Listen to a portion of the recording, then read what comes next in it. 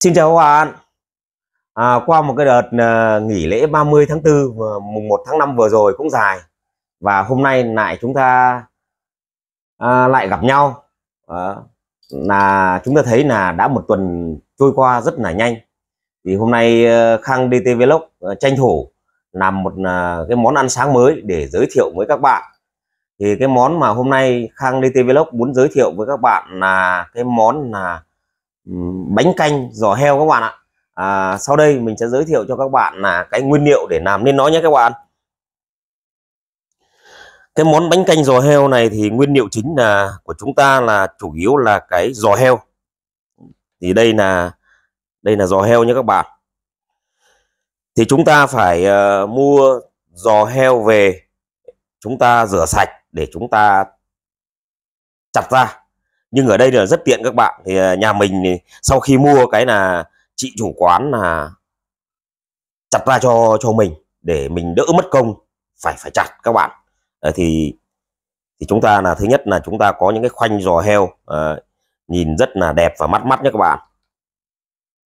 Đó. Thì cái này về chúng ta rửa sạch sẽ, đúng không ạ? Chúng ta rửa sạch sẽ.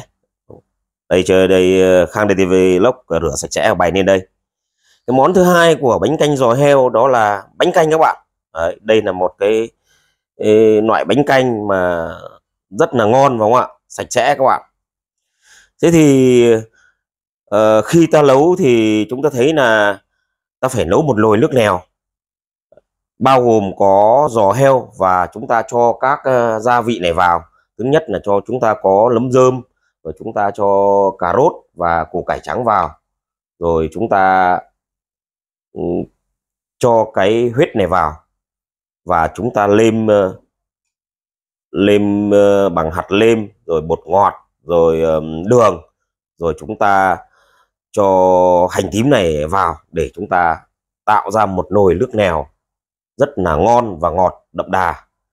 Sau khi mà chúng ta đã nấu xong một cái nồi nước lèo rồi với những cái nguyên liệu này thì chúng ta sẽ bày bánh canh ra tô và chúng ta sẽ múc đổ nước lèo vào tô và chúng ta bày thêm cái trứng cút này lên nữa thì chúng ta được một cái tô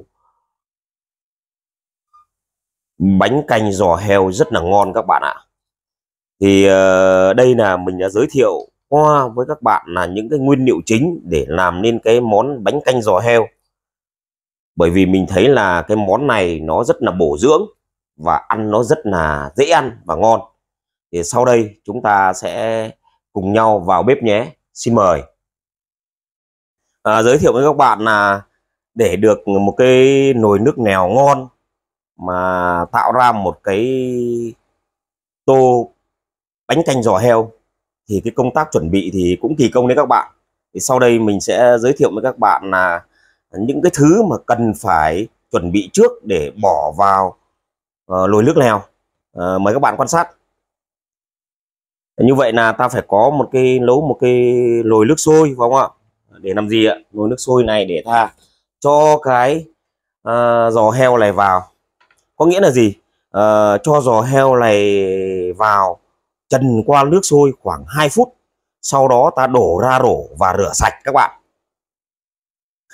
Sau khi đã có cái giò heo rửa sạch rồi thì lúc đó ta mới bỏ cái giò heo này vào cái nồi nước lèo để ta hầm. Xin mời các bạn quan sát. Mình sẽ bỏ vào, mình trần cái giò heo này trong vòng 2 phút. Thì nó đảm bảo được là những cái mà sạch sẽ, an toàn vệ sinh thực phẩm các bạn. Đó. Rồi mình sẽ trộn nó lên cho nó quay đều lên để cho nó thẩm thấu cái nhiệt độ cho nó đều. Ở trong quá trình này thì nhà mình sẽ nấu bằng bếp từ và để cái nhiệt độ cao nhất là 2000 độ C. Đấy.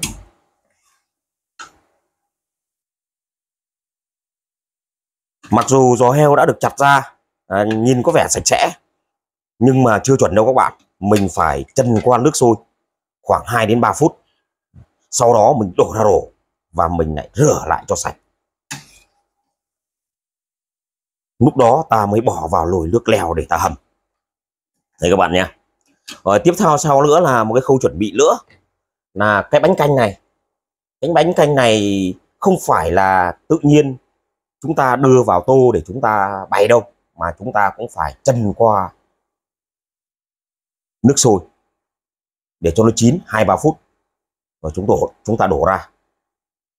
Rồi cái nấm rơm này thì khi ta mua về thì ta phải ngâm và ta rửa qua nước muối với nồng độ là vừa phải, và chờ ta nấu nồi nước lèo gần xong thì lúc này ta sẽ bỏ vào nồi nước lèo.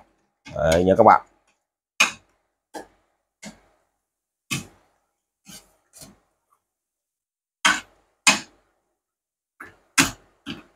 Rồi như vậy là cái việc mà ta đã trần cái giò heo này xong rồi, thì bây giờ ta tắt này. Đấy. Rồi ta đổ ra rổ. Đấy.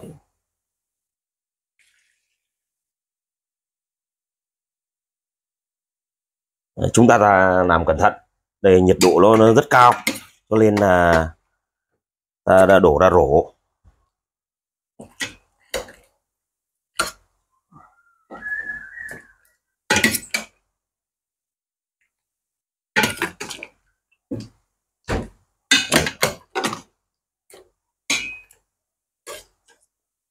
Thì cái rổ nhà mình nó có 2 lớp mà các bạn. Cái lớp ở dưới nó đỡ, nó như cái chậu ấy. Đấy, ta đổ hết luôn vào đây luôn để tí nữa ta lấy ra cho nó sạch. Đấy, bây giờ các bạn thấy không, bây giờ mình sẽ nâng cái này lên, mình đổ cái nước kia đi, đúng không? Đó. Rồi như vậy ta xong cái món này. Tiếp sau đó là ta đi nấu một cái nồi nước lèo để làm cái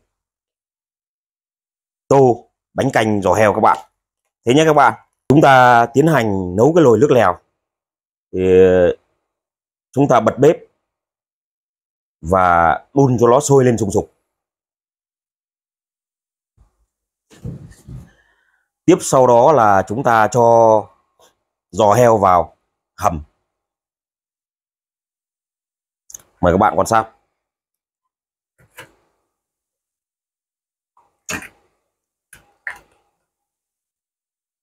Thì giò heo này thì chúng ta cũng lên ra chợ sớm một chút để chọn được nhiều cái loại giò heo nó ngon, tươi.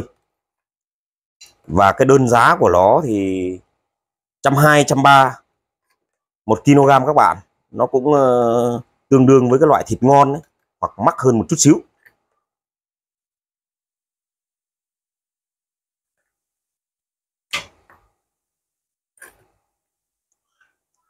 Đấy, như vậy là Khang DT Vlog đã bỏ xong cái giò heo các bạn.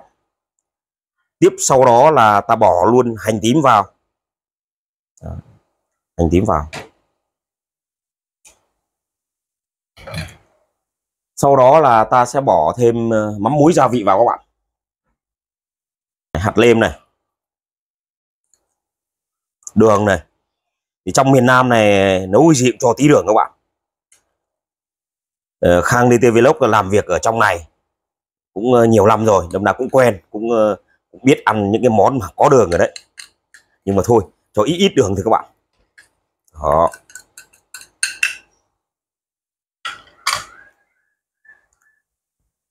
Ngoài ra là ta phải có cho muối. Thì chúng ta cho cái muối vừa phải. Đặc biệt trong gia đình mà có những người mà liên quan đến tim mạch, huyết áp thì chúng ta cũng nên cho nhạt nhạt thôi. Để chúng ta khuấy đều lên.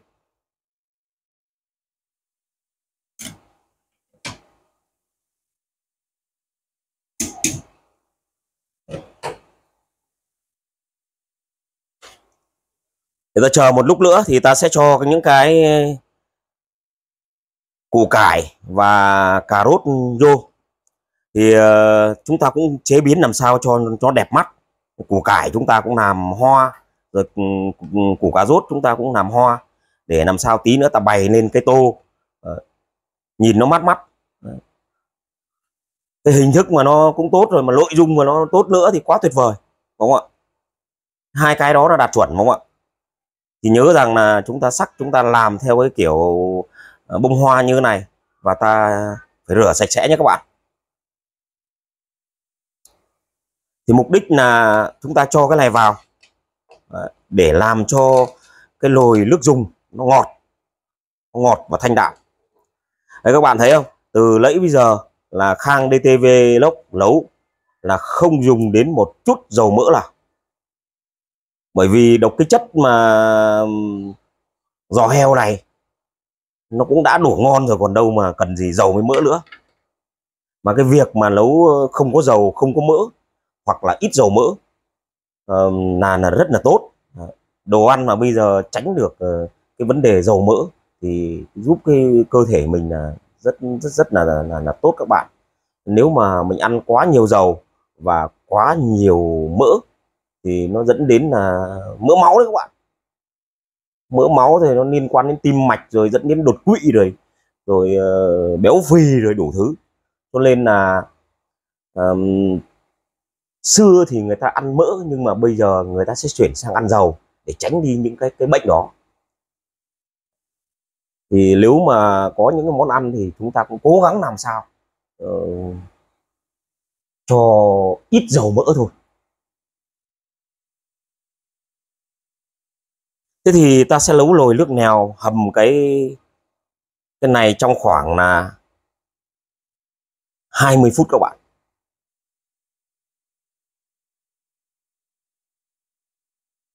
Đã gần 20 phút rồi. Như vậy chúng ta sắp được một nồi nước lèo là ngon. Đấy, các bạn nhìn thấy Khang DT Vlog là đang khuấy lên này.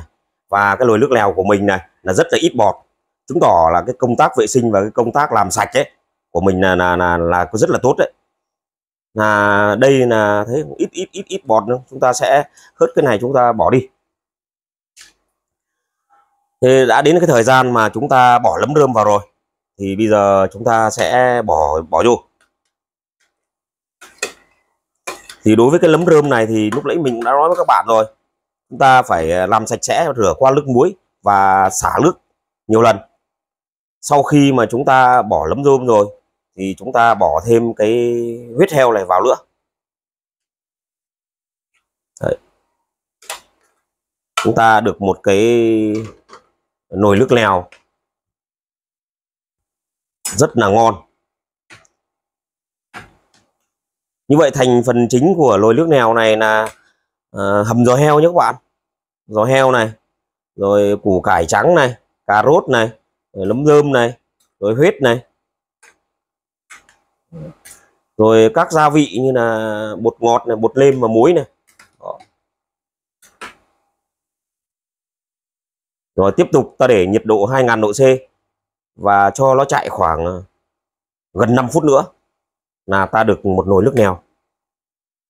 Tại sao lại gần 5 phút nữa? Để cho cái nấm này nó chín, để cho cái củ cải này, các bạn thấy củ cải này là củ cải trắng, nhưng mà các bạn nhìn vào cái đường kính của nó này, nó có hai viền này, nó chưa được chín lắm các bạn.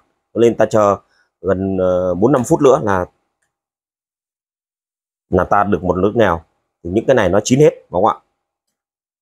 Nó chín hết thì lúc này ta sẽ tắt bếp.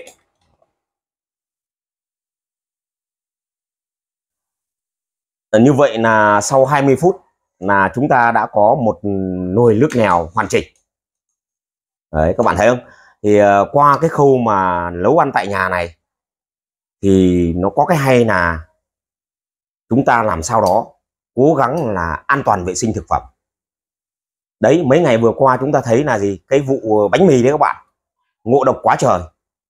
Cho nên là vừa rồi mình giới thiệu với các bạn là một số cái mà liên quan đến rửa thức ăn. Đấy, rồi những cái cách mà nấu nước nào, làm cách nào đó để cho chúng ta có một tô bánh canh giò heo nó ngon nhưng mà an toàn. Thực phẩm phải đặt lên hàng đầu nha các bạn. Thì sau khi mà đã chờ đợi 20 phút thì chúng ta đã nấu xong nồi nước lèo. Và để có một cái tô bánh canh giò heo thì thứ nhất là ta sẽ bày bánh canh ra ra tô này, đúng không? Ta cho giò heo vào này, các bạn cho giò heo này, nhỏ cho giò heo này, rồi sắc thêm một ít da heo nữa, rồi bây giờ ta bổ sung thêm cái trứng cút này vào nữa. Đó, tô của mình cần 3 cái là được rồi. Đó, sau khi đó thì bây giờ chúng ta sẽ múc nước dùng các bạn. Ta sẽ múc nước dùng. Thì một nồi nước dùng rất là ngon, cực kỳ ngon này các bạn.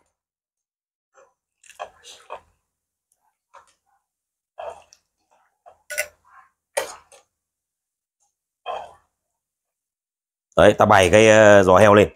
Vâng ạ.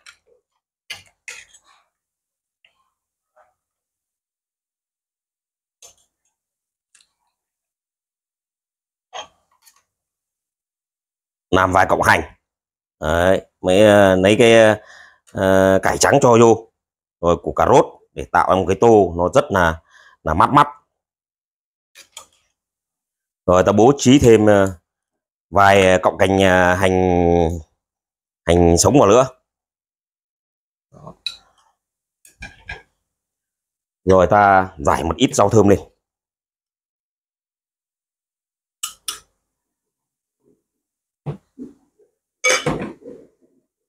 Ta rải thêm một ít hành phi lên.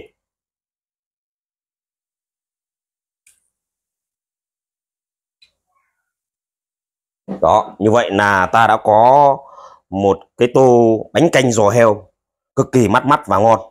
Do chỗ nó hẹp quá cho nên là Khang Lê TV Vlog cất cây nồi nước dùng này vào phía bếp này.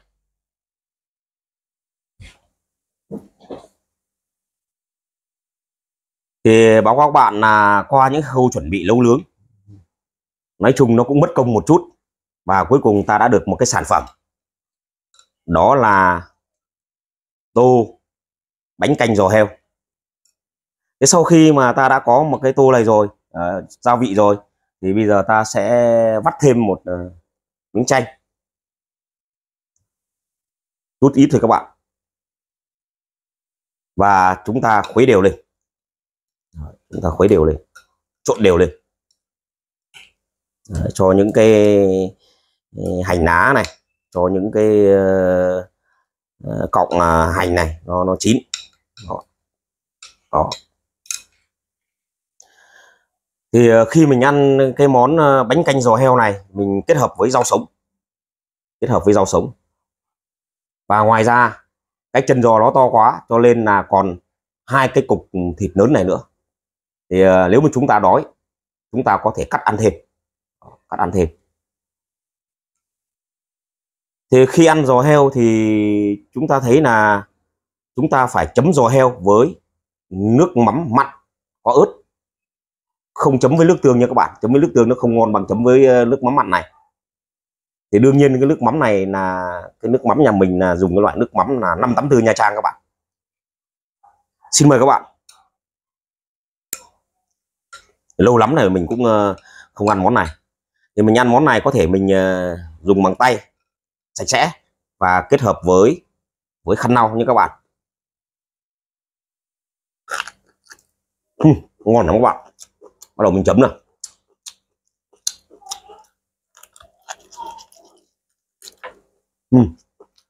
Mình thử chấm và không chấm thì mình thấy là chấm với nước mắm mặn à, cái vị nó ngon hơn là mình không chấm.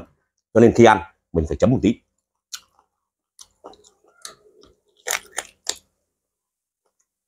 Ngon lắm các bạn. Lâu lắm rồi là không ăn cái món này. Mình lấy cái đĩa đựng xương.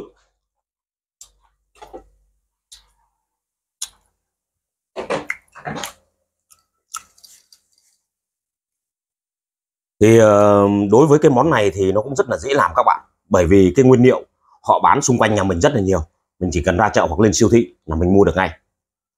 Nhưng chỉ có mỗi cái nhấn mạnh là mình muốn mua được một cái giò heo nó tươi ngon thì mình đi sớm một chút, rồi bảo cái chị bán quán là chặt cho mình luôn, đỡ về nhà mình phải chặt cạch cạch cạch cạch, ảnh hưởng đến hàng xóm các bạn.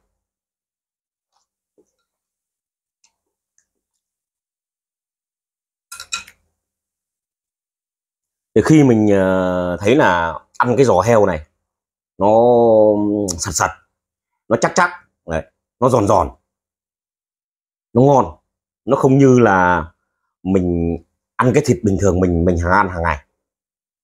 Nó giống như kiểu như là mình ăn thịt đầu đấy các bạn. Ngon đó các bạn.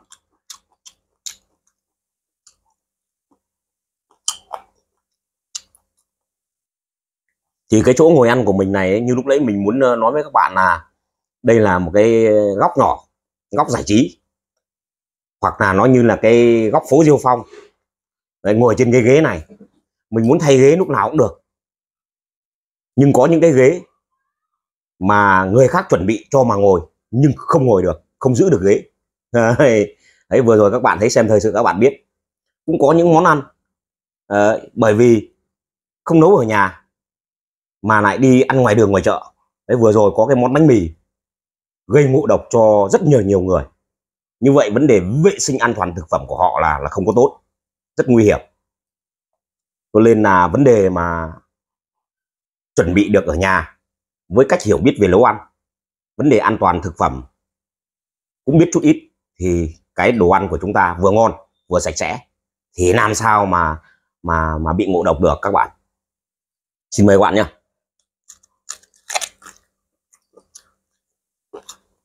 Thì đối với ăn cái giò heo này các bạn biết là gì? Có loại khi mình ăn rất khó, bởi vì mình hầm cái giò heo nó chưa chín, nó hẳn còn rắn chắc, mình không có thể ăn được. Nhưng nếu mình hầm đủ nhiệt độ, đủ thời gian thì giò heo nó sẽ mềm, ta ăn rất là dễ. Này, hôm nay Khang TV Vlog là hầm cái giò heo trên dưới 20 phút, nói chung cũng tạm được. Đấy. Thì chúng ta ăn với giấy ăn nha các bạn, tại vì mình dùng tay để mình bốc đấy các bạn, thì coi như là mình phải có khăn lau ăn nhất đàng hoàng cho vệ sinh an toàn thực phẩm. Rồi, xin mời các bạn làm cái miếng củ cải trắng.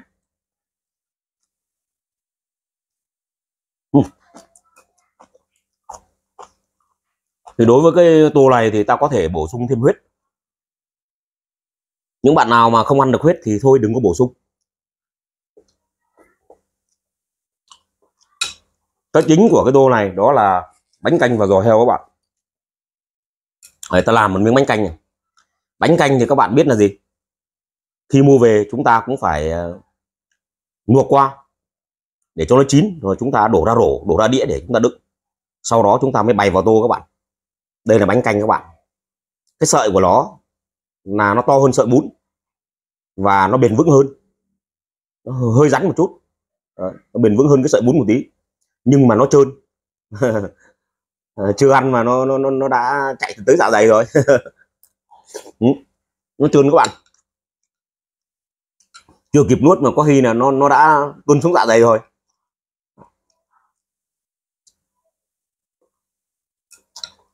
Xin mời các bạn.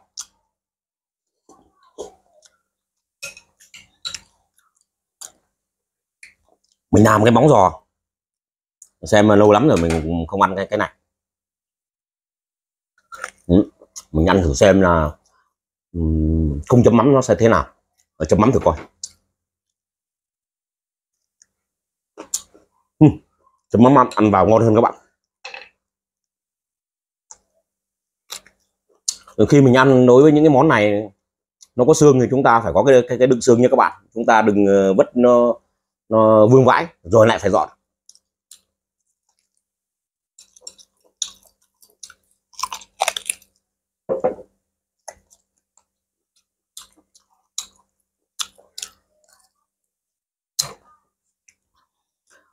Như Khang DT Vlog muốn nói các bạn rằng nhìn vào cái tô mà có 2-3 miếng giò heo là mình thấy mê rồi. Thứ nhất là nó to, phải không ạ? Thứ hai là ăn giò heo nó ngon, ai chẳng thích. Tôi khẳng định một câu là ai cũng muốn ăn chứ không phải là chê đâu.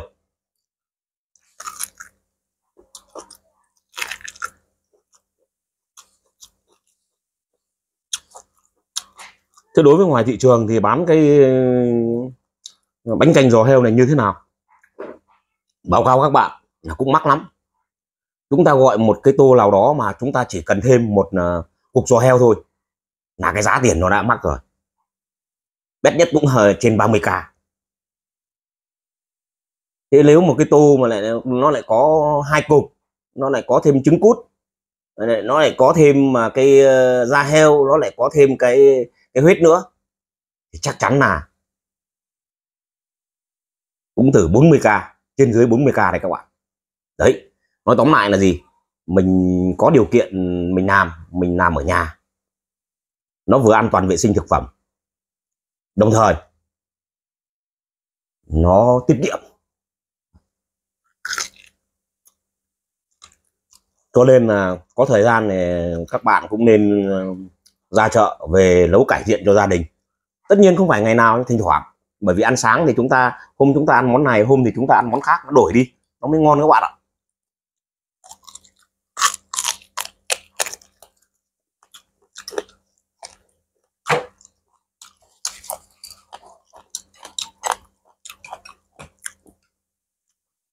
Làm miếng trứng cút.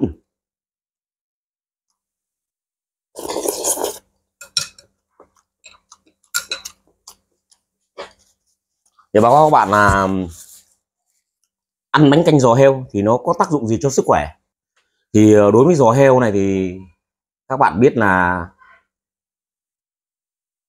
ăn nó rất là bổ dưỡng, nó làm cho gân cốt của chúng ta khỏe mạnh, rắn chắc. Đồng thời nó cũng cung cấp một cái hàm lượng là collagen để làm đẹp da và mịn da đó các bạn. Đấy. Khi mình ăn giò heo hay là bánh canh giò heo này thì nó cũng làm tốt cho tim mạch, nó bổ huyết đấy các bạn.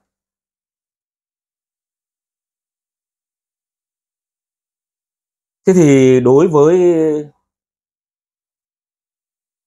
những người mà thai sản đấy thì ăn giò heo nó sẽ đáp ứng được vấn đề về sữa cho con bú.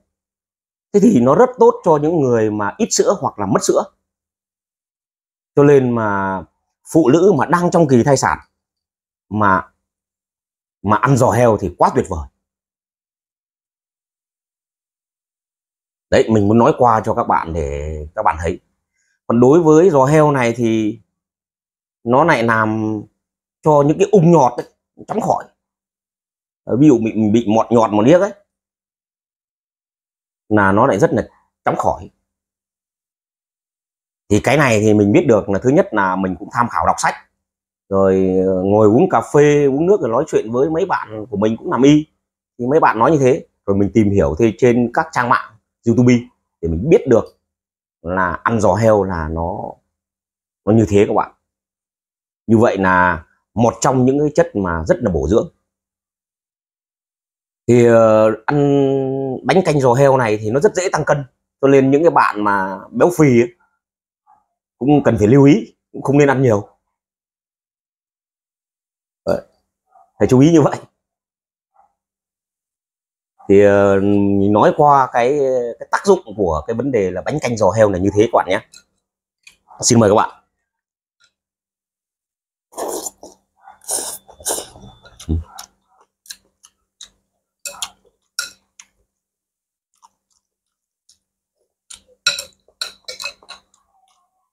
Như mình á, là ban sáng mình không ăn ấy, là lập tức là vài tiếng sau là nó hạ đường huyết, nó hoa đom đóm mắt.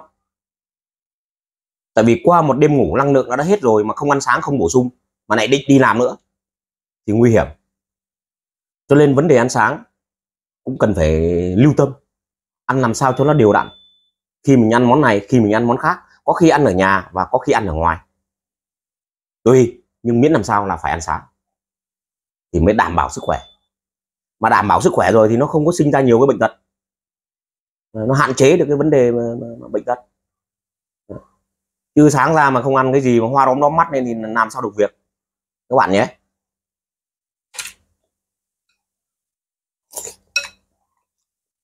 Ngon lắm các bạn. Đây là cái món mà bánh canh giò heo ở nhà làm được, cho nên là thấy không, Khang DT Vlog đã ăn đến cục thứ 3, chứ ở ngoài quán ấy, ở ngoài quán ấy chỉ được ăn một cục thôi nha các bạn. Mình cứ nói một cục cho là dân dã, chứ nói là miếng cũng được, nhưng mà thường thường người ta gọi là cục giò heo. Ngon lắm, nó mềm tới lời, cho nên việc mình cắn mình ăn nó rất là tốt, nó rất là mềm. Ngon.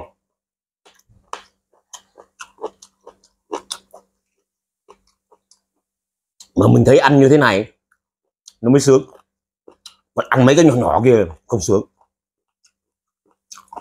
Lúc nào các bạn mua hoặc làm ăn thử coi.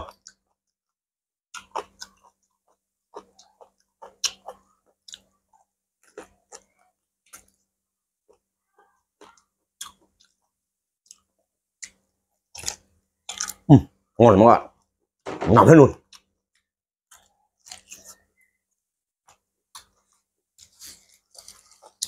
Báo cáo các bạn rằng nhà Khang DT Vlog có 3 người. Đấy, làm 3 tô.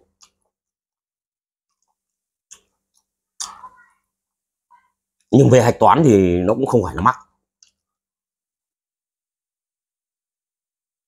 Buổi sáng cải thiện gia đình cứ nấu một nồi to, sáng ăn, nếu còn trưa lại ăn tiếp các bạn ạ. Chúng ta sẽ ăn bằng muỗng và đũa nhé các bạn. Rau sống chúng ta nhúng xuống. Xin mời các bạn.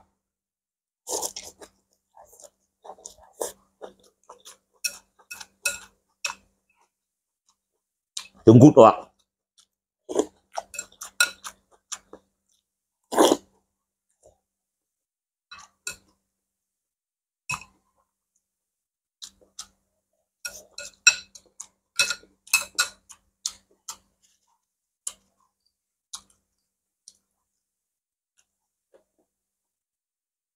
Thì hôm nay cũng là cái ngày chủ nhật cuối tuần, thì Khang DT Vlog là cũng tâm sự và giới thiệu về cái món bánh canh giò heo với các bạn. Thì thực ra cái món này thì cũng đơn giản lắm, đọc nói tên là các bạn cũng đã đủ hiểu rồi. Nhưng mà để mà chuẩn bị nấu nướng nó thì chúng ta cũng phải biết về nó. Nhưng mà cách ăn của nó thì nó lại ngon và thoải mái, nó mang theo kiểu là ăn to nói lớn. Cho nên là mình thích làm một cái thước video này để giới thiệu cùng các bạn. Rất mong các bạn quan tâm đến vấn đề này, và có dịp thì các bạn cũng sẽ mua về để nấu cải thiện gia đình của các bạn cho vui. Ví dụ trong những cái lúc mà sum họp gia đình, con cháu đến nhà chơi, đấy, mình nấu cho mỗi người một tô, thật là hạnh phúc phải không ạ? Thì qua đó mình cũng mong muốn rằng nếu các bạn thấy thước phim nó hay thì các bạn sẽ đăng ký, like, share và ủng hộ kênh Khang DT Vlog, để lần sau mình ra những cái video tốt hơn, giới thiệu với các bạn những cái món ăn nó ngon hoặc là có những tính chất độc lạ hơn, để chúng ta cùng nhau biết, cùng nhau học hỏi và cùng nhau làm được những cái món ăn ngon. Thì hôm nay video clip của Khang DT Vlog tới đây thôi. Chúc các bạn kỳ nghỉ cuối tuần vui vẻ. Bye bye các bạn, tạm biệt các bạn.